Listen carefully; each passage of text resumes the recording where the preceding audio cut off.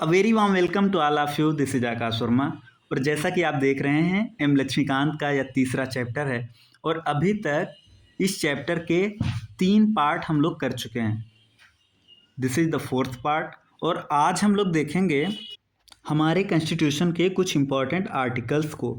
तो first article सबको पता होता है, name and territory of the union. Article first deals with article 1 deals with name and territory of the union. अच्छा, article 2 किससे relate करता है? आर्टिकल 2 रिलेट करता है admission and establishment of new states. Article 3 formation of new states and alteration of areas, boundaries और name of existing states. तो ये 3 article तो आप लोगों को याद ही होंगे। Article first name and territory, article second new states के एडमिशन और इस्टेब्लिशमेंट से रिलेटेड है। आर्टिकल 3 एग्जिस्टिंग स्टेट्स का अगर बाउंड्री चेंज कर रहे हैं, नेम चेंज कर रहे हैं, एरिया अल्टर कर रहे हैं, तब आर्टिकल 3 है।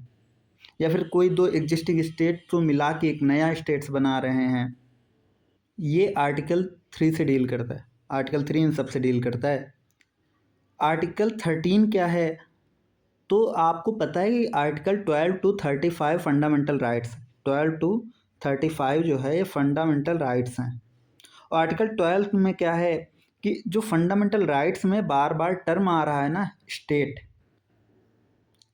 तो उस स्टेट की डिफिनीसन दी गई है आर्टिकल 12 में। और आर्टिकल 13 क्या कहता है? आर्टिकल 13 कहता है कि वो लाज जो कि फंडामेंटल राइट्स के डिरोगेशन में हैं, वो नल एंड वाइड घोषित कर दिए जाएंगे। Law inconsistent with or in derogation of the fundamental rights. Article 14 में इक्वलिटी बिफोर लॉ है। आर्टिकल 15 में prohibition of discrimination on the ground of religion, race, caste, sex and place of birth.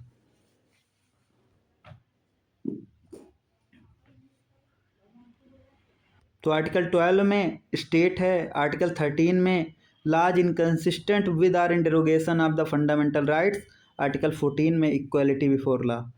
और article 15 जैसा कि prohibition of discrimination on the ground of religion, race, caste, sex and place of birth. Article 16 में equality of opportunity in matters of public employment. Article 17 में untouchability है। Article 18 में abolition of titles है। Article 19 में freedom of speech है, etcetera. Protection of certain rights regarding freedom of speech etcetera. कितनी freedom दी गई हैं आर्टिकल 19 के अंदर? 6 फ्रीडम दी गई हैं। कौन कौन सी? Freedom of speech and expression, freedom assembly,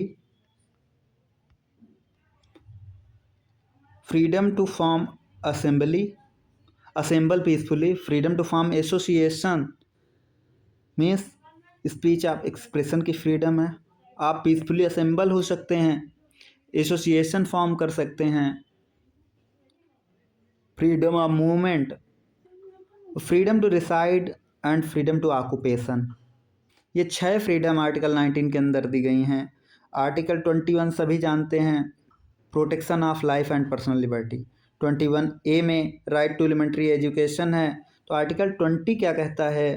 तो आर्टिकल 20 सबको पता होगा, protection in respect of conviction for offences, protection in respect of conviction for offences. Article 22 क्या कहता है?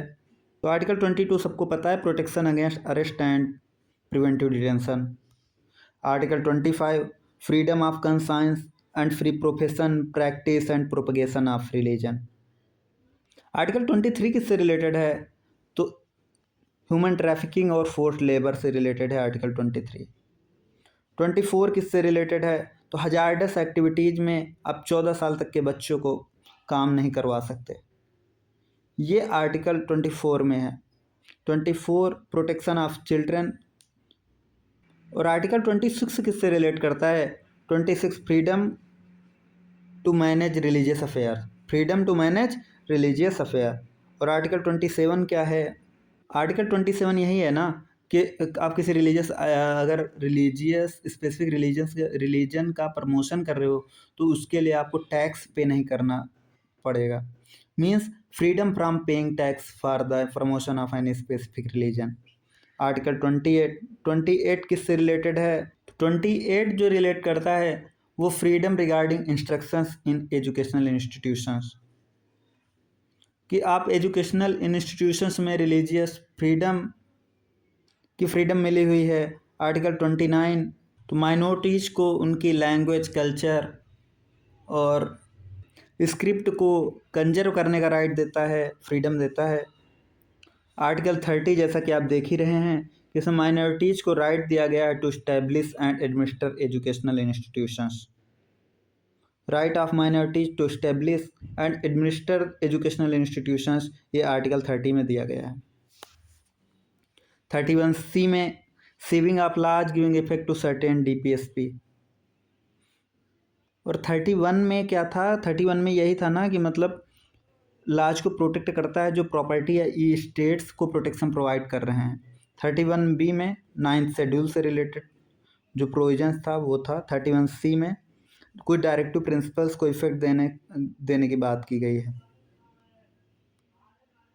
मीन्स कुछ डायरेक्टिव प्रिंसिपल्स को सुप्रीमेसी दी गई है ओवर फंडामेंटल राइट्स। कौन कौन से आर्टिकल में? 39B और 39C। 39B और 39C। आर्टिकल 32 में रेमेडीज हैं for enforcement of fundamental rights. Article 36 से 51 तक आप लोगों को पता ही है कि ये DPSP की बात करता है। Article 38 welfare of the people की बात करता है। 40 में विलेज पंचायत है। 44 में सबको पता है यूनिफॉर्म सिविल कोड है। 45 में क्या है कि अर्ली चाइल्डहुड केयर और एजुकेशन प्रोवाइड करना है below the age of 6 year of children. 46 में क्या है कि SC और ST के प्रमोशन की बात की गई है। 50 में क्या है? जुडिशरी और एग्जीक्यूटिव के सेपरेशन की बात की गई है। 51 में इंटरनेशनल पीस और सिक्योरिटी को बढ़ाना है। तो एक एक शब्द भी अगर इनके लिए हम लोग याद रखेंगे तब भी सारे DPSP के हमें याद हो जाएंगे। 36 में क्या है? स्टेट को डिफाइन किया गया है। 37 में क्या है? 37 में यही कहा गया है ना कि ये जो DPSP हैं ये जस्टिसिएबल नहीं है लेकिन फंडामेंटल हैं इन लॉ मेकिंग। फंडामेंटल हैं इन लॉ मेकिंग। 38 हम लोगों ने देख ही लिया, promotion of welfare of the people. 39 socio economic justice से रिलेटेड है। 39A equal justice and free legal aid है। 40 में हम लोगों ने देख ही लिया विलेज पंचायत से। 41 में कि पब्लिक असिस्टेंट की बात की गई थी ना, जिसमें ओल्ड एज था, सिक था और अनएम्प्लॉयड था। 42 में क्या था कि जस्ट एंड ह्यूमन कंडीशन थी, just and human condition of work and maternity relief. Article 43B में आप लोगों को याद ही होगा कोऑपरेटिव सोसाइटीज़ है। 43A में वर्कर्स का participation in management of industries है। 43 में क्या है? 43 जो है वो डिसेंट वर्क और मिनिमम वेजेस की बात करता है। डिसेंट वर्क और मिनिमम वेजेस की बात करता है। 44 UCC देखिए लिया। 45 अर्ली चाइल्डहुड केयर। 46 SC/ST का प्रमोशन। 47 क्या है? 47 पता ही है ना कि raising standard of living, nutrition और पब्लिक हेल्थ की बात करता है। इंटॉक्सिकेंट से दूर रहने के लिए किसमें बात करता है? 47 में ही करता है। 48 में काउ स्लॉटर्स से डील करता है। 48A में एनवायरनमेंट के प्रोटेक्शन की बात करता है। 49 में मोनूमेंट्स को प्रिजर्व करने की बात करता है। 50 में जुडिशरी और एग्जीक्यूटिव के बीच सेपरेशन की बात करता है। और 51 जो है वो इंटरनेशनल पीस और सिक्योरिटी को बढ़ाने की बात करता है। ये 51 आर्टिकल जो आप लोग याद ही कर लेंगे। इसके साथ ही जो 51A है ना, फंडामेंटल ड्यूटीज से डील करता है, वो भी एक इम्पॉर्टेंट हो जाता है। इसके बाद में जो भी कुछ आर्टिकल्स यहाँ पर दिए गए हैं वो हम लोग कर ले रहे हैं वन बाय वन। तो आर्टिकल 72 आर्टिकल 72 तो ये आप सभी को पता होगा ना, जो power of president to grant pardons, means जो प्रेसिडेंट क्षमा करता है ना लोगों को, उससे रिलेटेड है। 74 में एड एंड एडवाइस सबको याद ही रह जाता है। 78 में प्राइम मिनिस्टर्स की ड्यूटी है कि वो प्रेसिडेंट को इंफॉर्मेशन फर्निश करेंगे, मीन्स वो काउंसिल ऑफ मिनिस्टर और प्रेसिडेंट के बीच में एक पुल का काम करता है प्राइम मिनिस्टर। 110 किसको नहीं याद है, money bill, definition of money bill. 112 में बजट है, पढ़ते ही चले आए। 123 में power of president to promulgate ordinance है, और गवर्नर आर्डिनेंस किस आर्टिकल के थ्रू करते हैं, 2213। 124 में क्या है, सुप्रीम कोर्ट है। और 143 में क्या है, power of president to consult supreme court. President को पावर दी गई है कि सुप्रीम कोर्ट से कंसल्ट करेगा। गवर्नर का अपॉइंटमेंट किस आर्टिकल के थ्रू होता है, आप लोगों ने रूल ऑफ 89 सुना होगा, रूल ऑफ 89 सुना होगा। मीन्स जो आर्टिकल्स यूनियन में स्पेसिफिक मैटर से डील करते हैं ना, वह उसमें अगर 89 आप लोग ऐड कर देंगे तो वो स्टेट के लिए सेम प्रोविजन से रिलेटेड है। जैसे फॉर एग्जांपल अगर आर्टिकल नंबर 74 है ना, वो to aid and advise the president, council of minister to aid and advise of the president, 74 में अगर आप 89 ऐड करेंगे तो आप देखते हैं 163, और 163 ये आर्टिकल किससे डील कर रहा है, council of minister to aid and advise the governor. इससे पहले आप लोगों ने 72 देखा था ना, कि जिसमें प्रेसिडेंट को पार्डनिंग पावर दी गई थी। अगर इसमें आप लोग 89 ऐड कर रहे हैं तो ये हो जा रहा है 161, और ये पार्डनिंग पावर ऑफ गवर्नर। 78 में आप लोगों ने देखा था ना, 78 में आप लोगों ने देखा था ना कि प्राइम मिनिस्टर प्रेसिडेंट को इन्फॉर्मेशन फर्निशिंग कर रहा है। तो इस 78 में आप लोग 89 जोड़ेंगे, आपको देखने को मिलेगा 167 और 167, duties of chief minister with regard to furnishing of information to governor. तो ये आप लोग याद रख लेंगे। और 200 में क्या है, आर्टिकल 200, आर्टिकल 200 किससे रिलेट करता है, गवर्नर जो बिल्स को असेंट करता है ना, assent to bill by governor, और इसी में 200 में ही आ जाता है कि जो प्रेसिडेंट के लिए बिल रिजर्व किए जाते हैं।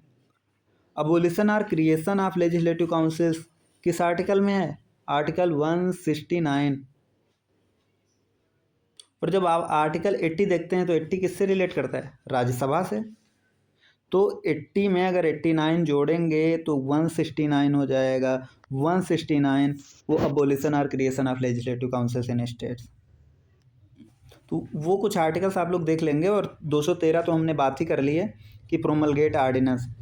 और आर्टिकल 32 और आर्टिकल 226 तो सबको पता ही होता है। 226 में हाई कोर्ट रिट इश्यू करता है और 32 में सुप्रीम कोर्ट।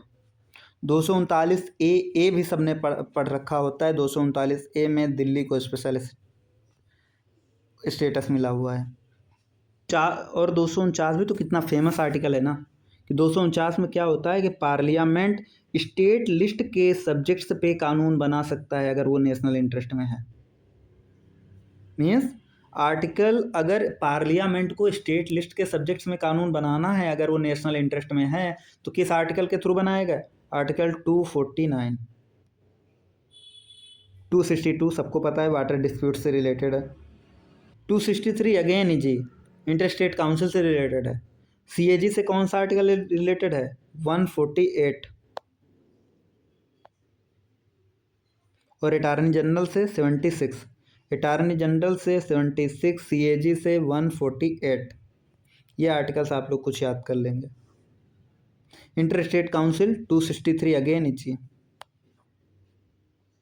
और आर्टिकल 265 में क्या है कि केवल वही टैक्स इम्पोज किए जाएंगे which are saved by the authority of law. Means 265 taxes not to be impose save by authority of law. वो टैक्सेस इम्पोज नहीं किए जाएंगे जो अथॉरिटी ऑफ लॉ के द्वारा उनको, जिनको बैकिंग नहीं प्रोवाइड है। नेक्स्ट आर्टिकल, आर्टिकल 275 280 तो सबको पता रहता है, 280 तो याद करने का ज़रूरत नहीं है कि फाइनेंस कमीशन से रिलेटेड है। 300 ए भी याद करने को नहीं है कि राइट टू प्रॉपर्टी को फंडामेंटल राइट से हटा के 300 ए में डाला गया था। 312 कौन ही याद करेगा, ऑल इंडिया सर्विसेज से रिलेटेड है। यूपीएससी 315। तो अभी के लिए तो 311 भी आपको याद करने की ज़रूरत नहीं है, क्योंकि आप देखते हैं जब सिविल सर्वेंट्स को डिसमिस किया जाता है, रिमूव किया जाता है, या फिर उनको डिमोट किया जाता है, तो वो किस आर्टिकल के अंदर किया जाता है, 311।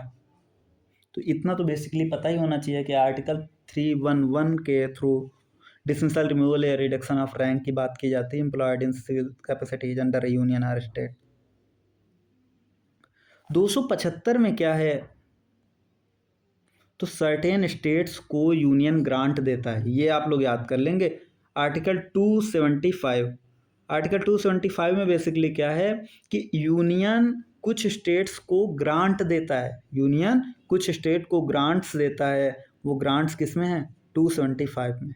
और 265 में क्या था कि स्टेट टैक्स इम्पोज नहीं करेगा जब तक वो अथॉरिटी ऑफ लॉ के द्वारा बैक्ड नहीं होंगे। 320, इसमें पब्लिक सर्विस कमीशन या यूपीएससी जो है, या फिर स्टेट पब्लिक सर्विस कमीशन, इनके फंक्शंस क्या हैं वो दिया गया। 323 से एडमिनिस्ट्रेटिव ट्रिब्यूनल सबने पढ़ रखा है। 324 इलेक्शन कमीशन। 330 वो रिजर्वेशन ऑफ सीट्स की बात करता है for SC and ST in house of people. Lok Sabha में शेड्यूल्ड कास्ट और शेड्यूल्ड ट्राइब्स की सीट्स के रिजर्वेशन के रिगार्डिंग है। 335 में क्या है, तो शेड्यूल्ड कास्ट और शेड्यूल्ड ट्राइब्स को सर्विसेज और पोस्ट में जो क्लेम्स मिले हैं उसकी बात करता है। 335 सर्विसेज और पोस्ट में शेड्यूल्ड कास्ट और शेड्यूल्ड ट्राइब्स के क्लेम्स से रिगार्डिंग है। 352 अगेन याद करने की ज़रूरत नहीं है, national emergency. 356 president rule. 360 financial emergency, ये तो सबको ही पता होते हैं। 365 भी सबको पता है कि अगर यूनियन जो डायरेक्शन देता है, अगर स्टेट उसको कंप्लाई करने में फेल हो जाता है तो वहाँ प्रेसिडेंट रूल लगाया जा सकता है। किस आर्टिकल में है, आर्टिकल 365। 368 किसको नहीं पता होगा, किसी के थ्रू तो कॉन्स्टिट्यूशन का अमेंडमेंट होता है। 370 धारा 370 हट गया, 370 आर्टिकल 370 हट गया, जम्मू कश्मीर से रिलेटेड था। तो ये कुछ इम्पॉर्टेंट आर्टिकल्स थे जो हम लोगों को याद करने थे। तो आइए ब्रीफली फिर से रिवाइज कर ले रहे हैं इस लिस्ट में कौन कौन से आर्टिकल दिया गया। आर्टिकल 1 जो कि यूनियन का नेम और टेरिटरी से रिलेटेड है। आर्टिकल 3 जो एग्जिस्टिंग स्टेट्स के बाउंड्रीज, एरियाज, इन सबको अल्टर करने से रिलेटेड है। आर्टिकल 13 ये बता रहा है कि वो लाज जो कि फंडामेंटल राइट्स के इनकन्सिस्टेंट होंगे, वो नल एंड वाइड हो जाएंगे। आर्टिकल 14 इक्वालिटी बिफोर लॉ की बात करता है। 16 equality of opportunity in matters of public employment की बात करता है। आर्टिकल 17 अनटचेबिलिटी के एबोलिशन की बात करता है। 19 में कुछ फ्रीडम्स दी गई हैं। 21 सबको पता है, life and personal liberty. 21A में राइट टू एलिमेंट्री एजुकेशन। 25 में freedom of religion, freedom of conscience and free profession, practice and propagation. 30 में क्या है, right to minorities, right of minorities to establish and administer educational institutions. 31C में क्या है, कुछ DPSP को सुप्रीम बताया गया है फंडामेंटल राइट्स से। 32 सबको पता है, रिट्स इश्यू करता है सुप्रीम कोर्ट। 38 क्या है, welfare of the people. 40 village panchayat का ऑर्गेनाइजेशन से रिलेटेड है। 44 UCC से रिलेटेड है। 45 में अर्ली चाइल्डहुड केयर की बात की जाती है 6 साल के बच्चों के लिए। 46 में क्या है, 46 में SC और ST के प्रमोशन की बात की जाती है। 50 में जुडिशरी और एग्जीक्यूटिव के सेपरेशन की बात की जाती है। Promotion of international peace and security article 51 और 51A में fundamental duties. Pardoning power of president 72। Pardoning power of governor 161। Council of minister to aid and advise the president 74। और 163 चीफ मिनिस्टर जो एड और council of minister headed by chief minister to aid and advise the governor. Article 78 कि prime minister president को information देगा। और 78 और 167 में क्या है, 167 में कि गवर्नर इन्फॉर्मेशन देगा, गवर्नर को इन्फॉर्मेशन देगा चीफ मिनिस्टर। मनी बिल की डिफिनीशन 110 सबको पता है, बजट 112 सबको पता है, ऑर्डिनेंस 123। और गवर्नर किस आर्टिकल से करता है, 213। Power of president to consult supreme court 143। Supreme court किस आर्टिकल में, 124। गवर्नर का अपॉइंटमेंट किस आर्टिकल में है, तो ये याद कर लेंगे 155। किस आर्टिकल में अपॉइंटमेंट है गवर्नर का, 155। आर्टिकल 161 ऑलरेडी कर लिया, 63 कर लिया, 67 कर लिया, और 69 अबोलिशन और क्रिएशन ऑफ लेजिस्लेटिव काउंसिल्स। 200 में गवर्नर जो बिल को असेंट देता है उससे रिलेटेड है, 213 ऑर्डिनेंस कर ही लिया। 226 में रिट, 239 ए में दिल्ली को जो स्पेशल प्रोविजंस मिले हैं उससे रिलेटेड है। 249 जो है वो पार्लियामेंट स्टेट लिस्ट में जो सब्जेक्ट्स हैं उन पे कानून बनाएगा अगर वो पब्लिक नेशनल इंटरेस्ट में है। 262 वाटर डिस्प्यूट, 263 इंटरस्टेट काउंसिल। 265 में ये है कि टैक्स इम्पोज नहीं किए जाएंगे जब तक वो अथॉरिटी ऑफ लॉ द्वारा सेव्ड नहीं होंगे। 275 में कुछ स्टेट्स के लिए यूनियन जो ग्रांट देता है उससे रिलेटेड है। 280 फाइनेंस कमीशन पढ़ते ही आ रहे हैं। 300 में क्या है, सूट्स एंड प्रोसीडिंग्स, ये याद कर लेंगे। आर्टिकल 300 किससे डील करता है, सूट्स एंड प्रोसीडिंग्स है। 200 किससे था, असेंट जो दे रहा था गवर्नर को, वो आर्टिकल 200 से। 300A में राइट टू प्रॉपर्टी है। 311 में अगर कोई सिविल सर्वेंट डिसमिस किया जा रहा है, रिमूव किया जा रहा है, उनकी रैंक में रिडक्शन हो रहा है, तो कौन, 311। 312 ऑल इंडिया सर्विसेज है। 315 में पब्लिक सर्विस कमीशंस की बात की गई है और 320 में उनके फंक्शंस की बात की गई है। 323A सबको पता ही है, एडमिनिस्ट्रेटिव ट्रिब्यूनल्स है। और ट्रिब्यूनल्स किस अमेंडमेंट एक्ट के थ्रू इंट्रोड्यूस हुए, 42nd constitutional amendment act of 1976। 324 सबको पता इलेक्शन कमीशन है। 330 में लोकसभा में जो एससी और एसटी को रिजर्वेशन मिला है सीट्स का, उनके बारे में है। 335 में एससी और एसटी के क्लेम्स के रिगार्डिंग है। 352 national emergency. 356 president rule. 360 financial emergency. 365 अगर स्टेट कंप्लाई नहीं कर रहा है to the direction given by the union तो उस पर प्रेसिडेंट रूल लगाया जा सकता है। 368 अमेंडमेंट। 370 जम्मू कश्मीर वाला मुद्दा। तो ये सारे आर्टिकल्स हम लोगों ने देखे लिए। अभी अब बात करते हैं, हमारे कॉन्स्टिट्यूशन में 12th शेड्यूल हैं, आइए उनको 1 by 1 करते हैं। तो इससे पहले कि हम लोग शेड्यूल्स पे चलें तो इजी हम आपको याद करवा रहे हैं। तो आप लोगों ने एक बात सुन रखी होगी, अगर कोई लीगल पैसा कमाता क्या कहते हैं उसको, 2 नंबर का पैसा है ना, 2 नंबर का पैसा है। तो आपको बस याद करने के लिए ये माइंड में रखना है कि जब पैसे की बात आए ना तो 2, तो शेड्यूल 2 में क्या है, वो सैलरी और अलाउंसेस से रिलेटेड है। सैलरी, अलाउंसेस और प्रिविलेज से रिलेटेड है। कौन सा शेड्यूल, शेड्यूल 2। और शेड्यूल 3 फिर किससे रिलेटेड है, ओथ से रिलेटेड है, ओथ एंड अफर्मेशन से रिलेटेड है, शेड्यूल 3। इससे पहले आगे बढ़ें तो शेड्यूल 1 किससे रिलेटेड होगा, शेड्यूल 1 में वो states, name of the states and their territorial jurisdiction, states और यूटीज का नाम और उनके एक्सटेंट की बात की जाती है फर्स्ट शेड्यूल में। सेकेंड शेड्यूल में सैलरी, इमोलमेंट्स, अलाउंसेस, प्रिविलेज, इन सब की बात की जाती है। शेड्यूल 3 में ओथ की बात की जाती है।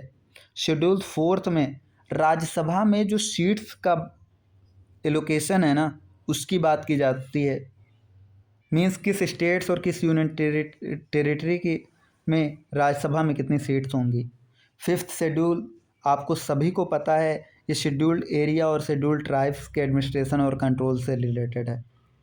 सिक्स शेड्यूल में 4 स्टेट्स के ट्राइबल एरियाज को एडमिनिस्टर करने की बात की गई है, और वो 4 स्टेट्स कौन से हैं?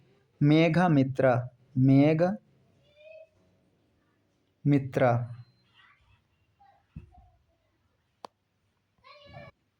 मेघ मीन्स मेघालय, मिजोरम, त्रिपुरा एंड असम। ये 4 नाम आप लोग याद रखेंगे, मेघालय, मिजोरम, त्रिपुरा, असम। मेघमित्रा, मेघ मीन्स मेघालय, मिजोरम, त्रिपुरा, असम। और ये 4 स्टेट्स के जो 4 स्टेट्स में ट्राइबल एरियाज हैं ना, उनके एडमिनिस्ट्रेशन से रिलेटेड जो प्रोविजंस हैं वो 6th शेड्यूल में हैं। 7th शेड्यूल के बारे में सभी को पता ही है। 3 list, union list, state list, concurrent list means division of powers between the union and the states. 8th schedules में लैंग्वेजेस थी जो कॉन्स्टिट्यूशन ने रिकॉग्नाइज करी थी। 9th शेड्यूल में वो एक्ट्स एंड रेगुलेशंस थे जिनको जुडिशियल रिव्यू से बाहर रखा गया। 10th शेड्यूल में anti defection law. 11th schedule में 29 आइटम्स हैं जो कि पंचायत से रिलेटेड हैं। और 12th जो शेड्यूल है, 11th के बाद जो 12th शेड्यूल है वो म्यूनसिपैलिटीज़ के 18 आइटम्स से रिलेटेड है। आइए इनको 1 बाय 1 अच्छे से करते हैं। तो फर्स्ट शेड्यूल में अभी तक हम लोगों ने क्या देखा? इंडियन कॉन्स्टिट्यूशंस के शेड्यूल के बारे में। फर्स्ट शेड्यूल किससे रिलेटेड है? Names of the states and union territory and their extent. दूसरे शेड्यूल में पैसा मीन सैलरी, अलाउंस, इमॉल्यूमेंट्स। तीसरे शेड्यूल में oaths and affirmation. 4th schedule में राज्यसभा की सीटों का एलोकेशन। 5th शेड्यूल में शेड्यूल्ड एंड ट्राइबल एरिया।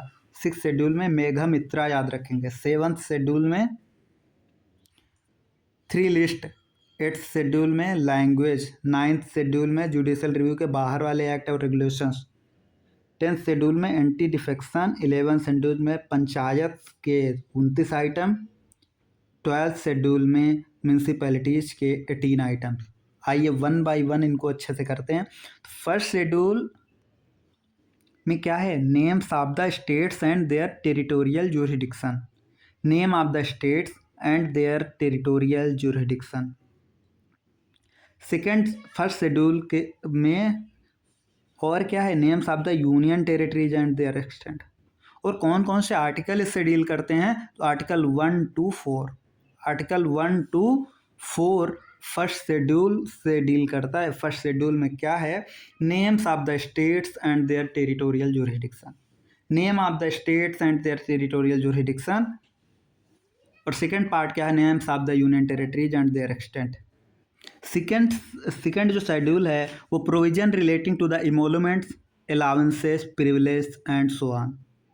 तो सेकेंड शेड्यूल में क्या है? Provisions relating to the emoluments, allowances, privilege. तो किसकी किसकी सैलरीज, अलाउंसेस की बात किस में की जाती है? तो प्रेसिडेंट ऑफ इंडिया को जो इमोलूमेंट्स या फिर अलाउंसेस मिलते हैं या जो प्रिविलेज मिलते हैं उनकी बात की जाती है। तो प्रेसिडेंट की सैलरी किस आर्टिकल में है? 59।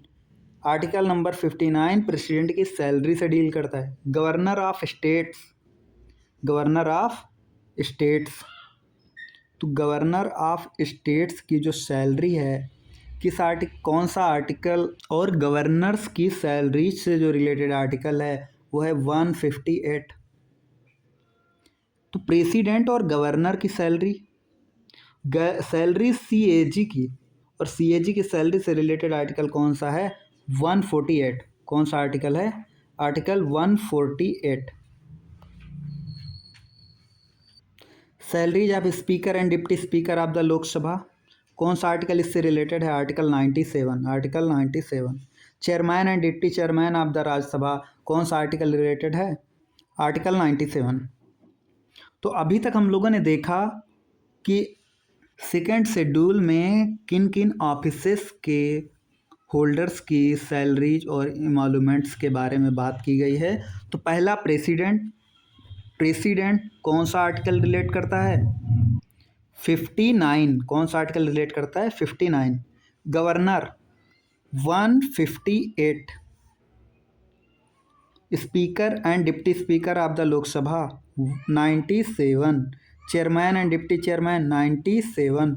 इसको आप कैसे याद कर सकते हैं? 987 987 या फिर 789। 97, 158 and 59। President 59, governor 158 and speaker and deputy speaker 97। और 97 में अगर आप लोग 89 जोड़ेंगे, 9 7 16 9 8 17 18 186। 186 जो है वो speaker and deputy speaker of legislative assemblies की सैलरी से डील करता है, और 186 ही chairman and deputy chairman of legislative council से डील करता है। जजेज ऑफ सुप्रीम कोर्ट 125। कौन सा आर्टिकल? 125 जजेज ऑफ सुप्रीम कोर्ट की सैलरी से डील करता है। और जजेज of the high court article 221। Article 221 CAG से जो रिलेटेड आर्टिकल है वो है 148। तो ये 9 ऑफिसेस हैं जिनकी सैलरी, एमोलुमेंट्स, अलाउंसेस, प्रिविलेज, इनसे सेकंड शेड्यूल डील करता है। और ये क्वेश्चन आपके एमसीक्यूज में पूछा जा सकता है कि कोई एक ऑफिस ऐसा दे देगा और पूछेगा क्या इसकी सैलरीज, अलाउंसेस से सेकंड शेड्यूल डील करता है। मीन्स इलेक्शन कमीशन ही दे दिया तो आपको फाइंड आउट करना है कि वो उससे नहीं करता है। तो ये 9 ऑफिस कौन से हैं? तो आपको याद ही है कि सुप्रीम कोर्ट और हाई कोर्ट के जजेस हैं। सुप्रीम कोर्ट, हाई कोर्ट के जजेस हैं और सीएजी है। 3 ऑफिसर्स तो आपको याद ही हैं।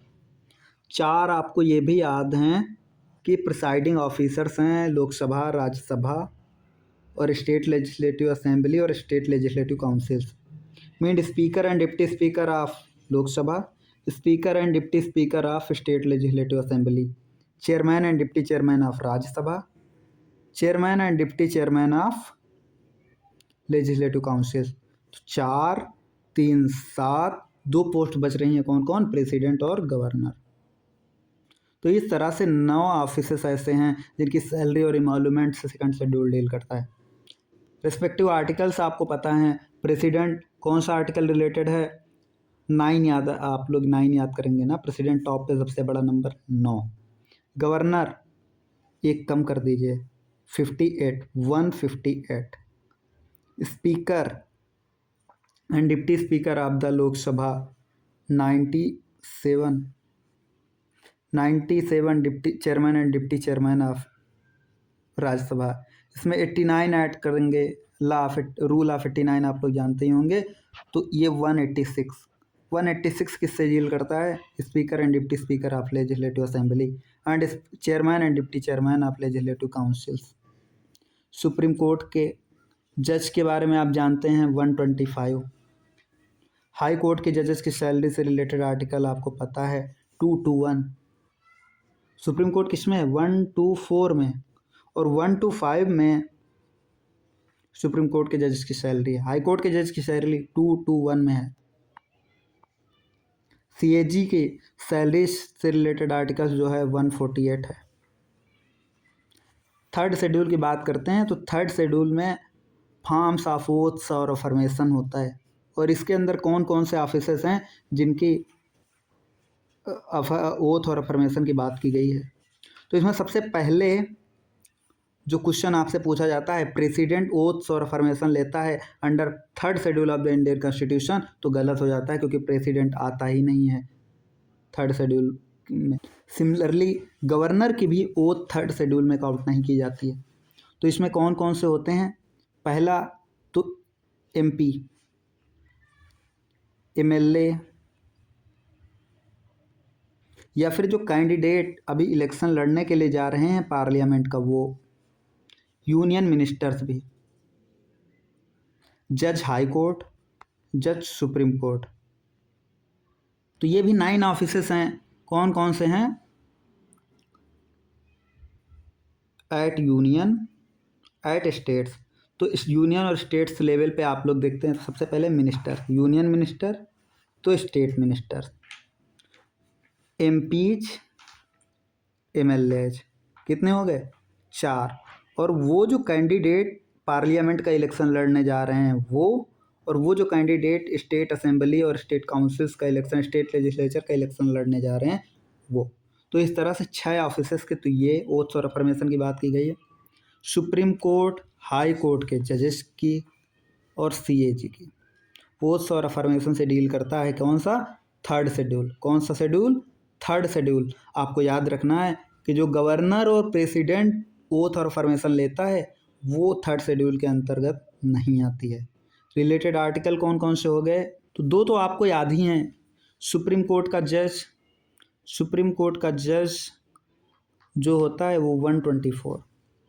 हाई कोर्ट को जो जज ओथ और अफर्मेशन लेता है 219। किसमें? 219। और एमपी और एमएलएज का भी आप लोग पढ़ ही रखे होते हैं। एमपी जो ओथ और अफर्मेशन लेता है वो 99, और अगर इसमें 89 जोड़ेंगे तो 188 हो जाएगा। 8899। तो एमपीज की जो ओथ है वो 99 में है और एमएलएज की जो है वो 188 में है। 124 सुप्रीम कोर्ट के जजेस से रिलेटेड है। 219 जो है वो एमएलएज से रिलेटेड है। और जो सीएजी ओथ लेता है वो उससे रिलेटेड आर्टिकल है 148। और स्टेट मिनिस्टर किस आर्टिकल के अंदर लेता है, अंतर्गत लेता है? 174। 174 सॉरी 164। 75 में यूनियन मिनिस्टर्स हैं, 75 में यूनियन मिनिस्टर हैं, और इनमें अगर 89 जोड़ेंगे तो 164 आ रहा है। 164 स्टेट मिनिस्टर्स हैं। तो इतना ही आप लोग याद रखेंगे। क्या छूटा है? आर्टिकल 84 छूटा है। आर्टिकल 84 क्या है? Candidates for election to the parliament 84 के अंतर्गत ओथ लेते हैं। 84 में 89 जोड़ेंगे 173। 173 वो किससे रिलेटेड है? Candidate for election to state legislature. तो ये आप लोगों को याद ही हो गया होगा। तो रिलेटेड आर्टिकल कौन कौन से हैं? Union minister 75, candidate for election to parliament 84, MPs 99, जजेज of the supreme court 124, CAG 148, state minister 164, candidates for election to the state legislature. तो इसमें कितना है? 84 में आप लोग 89 जोड़ेंगे 173। 173 members of state legislature MLA. MLA में 99 में आप 89 जोड़ेंगे 88। कितना? 88। 188। एंड जजेज of the state high court, state high court 219। Fourth schedule से जो रिलेटेड आर्टिकल है वो है आर्टिकल 4 और आर्टिकल 80। आर्टिकल 80 में राज्यसभा, आर्टिकल 80 किससे रिलेटेड है? राज्यसभा से। फिफ्थ शेड्यूल से रिलेटेड आर्टिकल एक ही है, और वो कौन सा है? 244। और फोर्थ शेड्यूल में क्या कहा गया? Allocation of seats in the Rajya Sabha to the states and union territories. Means किस स्टेट्स में राज्यसभा को कितनी सीट एलोकेट हुई हैं, ये फोर्थ शेड्यूल उससे डील करता है। फिफ्थ शेड्यूल एरिया और शेड्यूल ट्राइब्स के एडमिनिस्ट्रेशन और कंट्रोल से रिलेटेड है। कौन सा आर्टिकल इससे डील करता है? तो आर्टिकल 244। सिक्स्थ शेड्यूल से रिलेटेड जो आर्टिकल है वो 244 तो है ही, इसके अलावा एक आर्टिकल और रहता है 275। 244, 2 2 जा 4 एंड 4, 244 एंड 2 5 और 2 7, 275। आप लोग इसको ऐसे याद कर लेंगे। 2 2 जा 4, 4 4, 2 और 5 7, 275। 244 और 275 आर्टिकल वो सिक्स शेड्यूल से डील करता है। और सिक्स शेड्यूल में क्या है? मेघमित्रा। मेघालय, मिजोरम, त्रिपुरा और असम से रिलेटेड जो भी ट्राइबल एरियाज हैं उनके एडमिनिस्ट्रेशन की बात की जाती है। सेवन्थ शेड्यूल में क्या है? डिवीजन ऑफ पावर्स है। Division of powers between the 3 list, union list, state list और concurrent list. Presently union list में कितने सब्जेक्ट हैं? 98। इससे पहले कितने थे? 97। स्टेट लिस्ट में एट प्रेजेंट कितने सब्जेक्ट हैं? 59 सब्जेक्ट। इससे पहले कितने थे? 66। और थर्ड कंकरेंट लिस्ट में अभी के लिए कितने सब्जेक्ट हैं? 52। इससे पहले 47 थे। ओरिजिनली 47 थे, अभी 52 हैं। ओरिजिनली 66 थे, अभी कितने? 59 हैं। ओरिजिनल 97 थे, अभी कितने हैं? 98 हैं। याद रखेंगे आप लोग। आर्टिकल जो इससे डील करता है वो है 246। कितना? 246। इसको ऐसे भी कर सकते हैं 2 + 4 = 6। सेवन्थ शेड्यूल से रिलेटेड आर्टिकल कौन सा है? 2 + 4 = 6। 246, 246। ऐसे आप लोग इसको याद रख लेंगे। एट शेड्यूल से जो रिलेटेड आर्टिकल है वो है 344 और 351। आप लोगों ने पढ़ ही रखा है ऑफिशियल लैंग्वेज 343 से 351 तक किस पार्ट में है? तो पार्ट 17 में है। तो उसी का आर्टिकल पार्ट 17 का आर्टिकल नंबर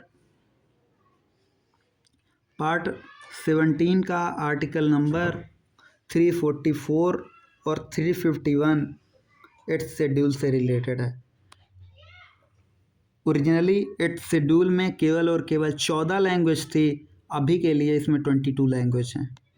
और ये लैंग्वेज कौन कौन सी हैं आप लोग याद रखेंगे। तो सबसे पहले आप लोग याद रख लें कुछ कि 21st कॉन्स्टिट्यूशनल अमेंडमेंट एक्ट से 21st कॉन्स्टिट्यूशनल अमेंडमेंट एक्ट हुआ कब था? 1967 में हुआ था। 1967 में 21वां संविधान संशोधन होता है और जिससे एक लैंग्वेज ऐड होती है। कौन सी? सिंधी।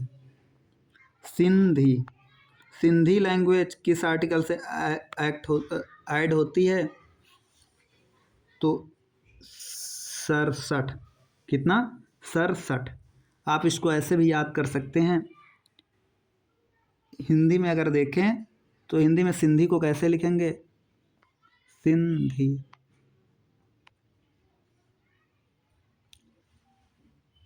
और सिंधी को जो आप प्रोनाउंस करते हैं ई का डोमिनेशन मिलता है, सी ई। और इंधी, सिंधी, ई से आप लोग 21 याद कर लेंगे। सिंधी 21। 21st अमेंडमेंट एक्ट जो था वो 1967 में हुआ। 1967 को भी याद करना। 1967, 67 के 7 से 67 और 7 से सिंधी। आप इसको कैसे भी याद कर लेंगे कि 21st कॉन्स्टिट्यूशनल अमेंडमेंट एक्ट से एक लैंग्वेज ऐड हुई, सिंधी। इसके अलावा 71 से 71 संविधान संशोधन से जो कि 1992 में आया, 3 लैंग्वेज ऐड हुई, नमक। कौन कौन सी? नमक। नेपाली, मणिपुरी और कोंकणी। कौन सी? नेपाली, मणिपुरी और कोंकणी। और ये कब 71 कब आया? 1992 से। तो 92 से ही अगर देखेंगे तो 92 से एक 92 कॉन्स्टिट्यूशनल अमेंडमेंट एक्ट से 4 और लैंग्वेज जो थी वो ऐड होती हैं। इसके लिए आप लोग ट्रिक याद कर लेंगे, बदमाश।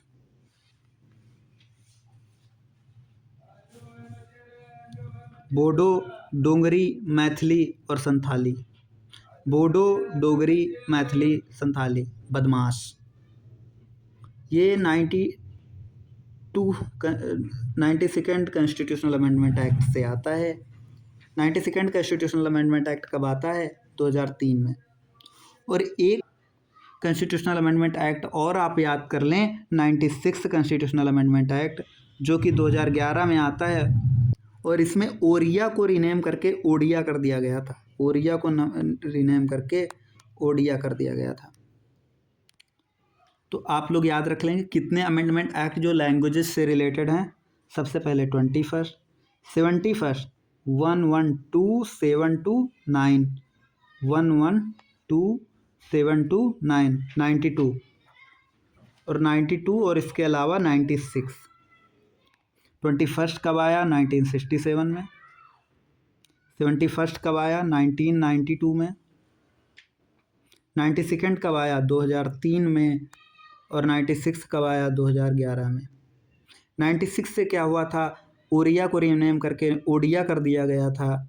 92nd में 4 लैंग्वेज आई, बदमाश याद रखेंगे। 71st से नमक याद रखेंगे। 21st से सिंधी याद रखेंगे।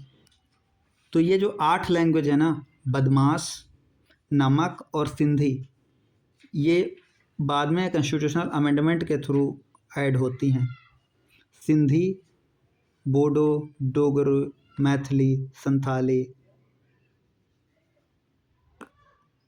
नेपाली, मणिपुरी, कोंकणी। और जो 3 3 6 2 8 लैंग्वेज हैं ये बाद में ऐड होती हैं। यहाँ पे एक और पॉइंट याद रखेंगे कि ओरिया को ओडिया किया गया 96 कॉन्स्टिट्यूशनल अमेंडमेंट एक्ट से। इसके अलावा 14 और लैंग्वेज कौन कौन सी हैं?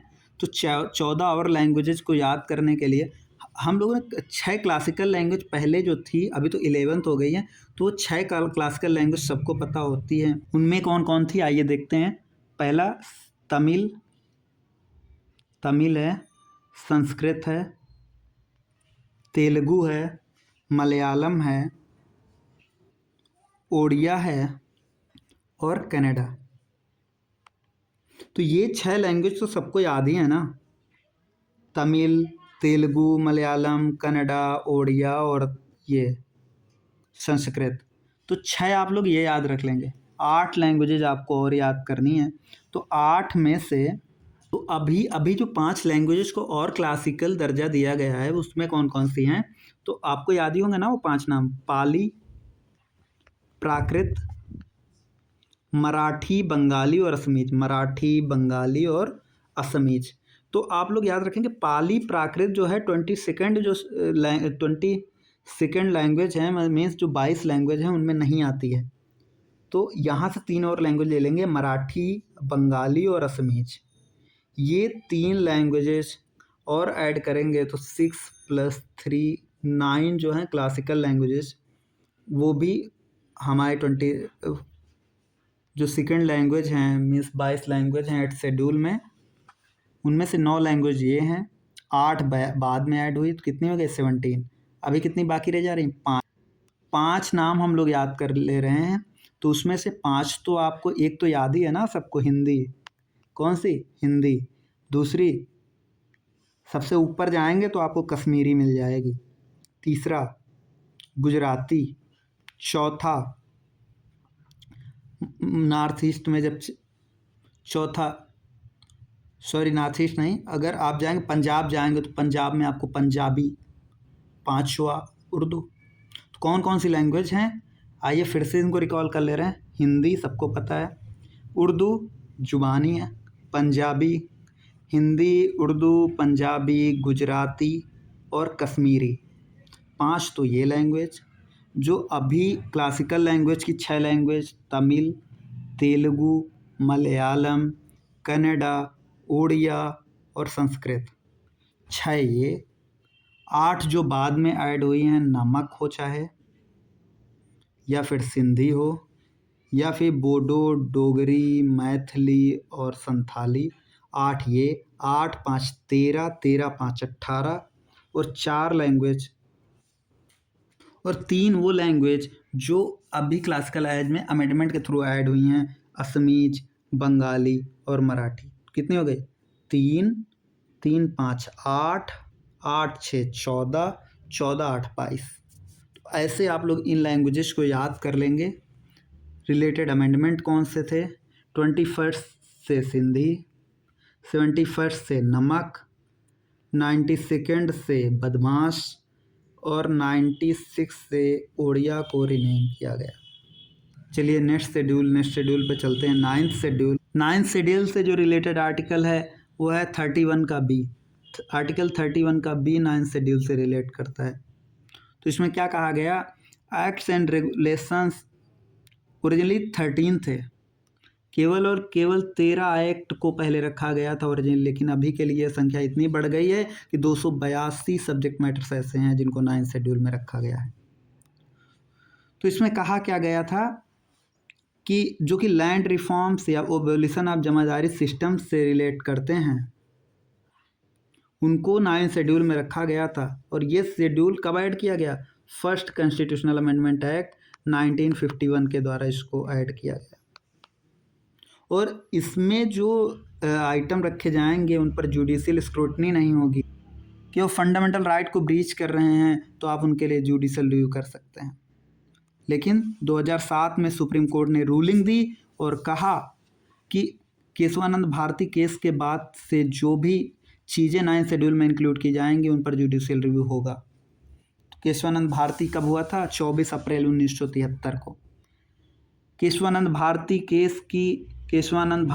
केस की जो फाइनल जजमेंट आई थी वो आई थी 24 अप्रैल 1973। और इस डेट के बाद से जो जितने भी सब्जेक्ट मैटर्स रखे जाएंगे 9 शेड्यूल पे उनकी जुडिशियल स्क्रूटनी अलाउड है। 10th शेड्यूल आप देखते हैं वो एंटी डिफेक्शन लॉ से रिलेटेड है। कौन सा आर्टिकल एंटी डिफेक्शन लॉ से रिलेटेड है? तो 102 जो कि पार्लियामेंट के मेंबर्स के एंटी डिफेक्शन से रिलेटेड है, और आर्टिकल 191।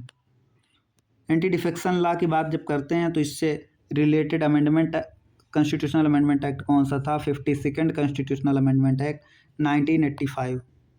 और इससे पहले आप लोग आयाराम गयाराम की सरकार वाला देख ही रहे थे। तो गवर्नमेंट को स्टेबिलिटी प्रोवाइड करने के लिए एंटी डिफेक्शन लॉ आता है, जिसको हम लोग बाद में डिटेल में करते हैं। 11th शेड्यूल किससे रिलेटेड है? 11th शेड्यूल से जो रिलेटेड है वो पंचायत से रिलेटेड है, और इसका आर्टिकल आपसे बहुत पूछेगा, तो ये आप लोग गलत नहीं करेंगे। 243G ये पावर अथॉरिटीज एंड रिस्पॉन्सिबिलिटीज आप पंचायत की बात करता है। 29 मैटर हैं, किस एक्ट अमेंडमेंट एक्ट से जोड़ा गया? 73rd से जोड़ा गया। रिलेटेड आर्टिकल हैं 243G आप लोग याद कर ले बस, 11G, 11th G, 12th याद करने के लिए आपको याद ही करने की ज़रूरत नहीं है, 12th लिखेंगे तो W आ ही जाता है, तो W याद कर लेंगे, 243 का W।